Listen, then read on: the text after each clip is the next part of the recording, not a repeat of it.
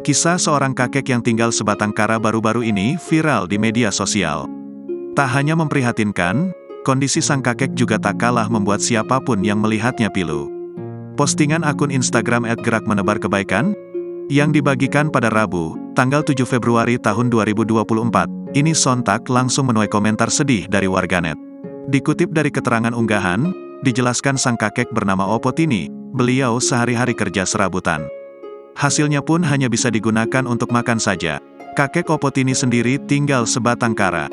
Tak hanya makan seadanya, jika tak punya uang, kakek Opotini terpaksa memakan makanan sisa atau bekas kemarin. Bahkan dalam video yang dibagikan akun Instagram @gerakmenebarkebaikan yang bersumber dari akun TikTok @alkzalikatili, kakek Opotini terpaksa memakan kelapa parut demi menghilangkan rasa laparnya. Saat didatangi sang perekam, tampak sang kakek duduk di kursi plastik yang sudah rusak. Mengenakan pakaian lusuh dan topi hitam, ia lahap memakan kelapa parut dari sebuah baskom besar yang tampak kotor. Agar semakin kenyang, ia bahkan menambahkan air pada kelapa parut itu. Sementara di sekelilingnya, terlihat berbagai perabotan milik sang kakek. Mulai dari baskom, botol bekas hingga kulit kelapa, berserakan di depannya.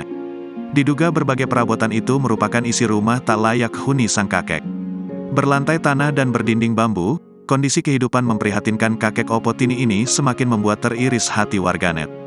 Tak sedikit warganet yang menangis melihat keadaan kakek Opotini. Ada juga yang mengaku mendoakan sang kakek.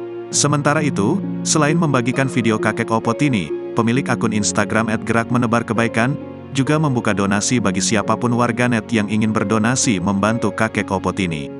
Namun sayangnya hingga kini belum diketahui di mana kakek Opotini tinggal.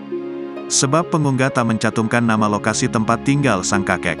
Namun dari salah satu komentar warganet menyebutkan, kakek Opotini berasal dari Gorontalo.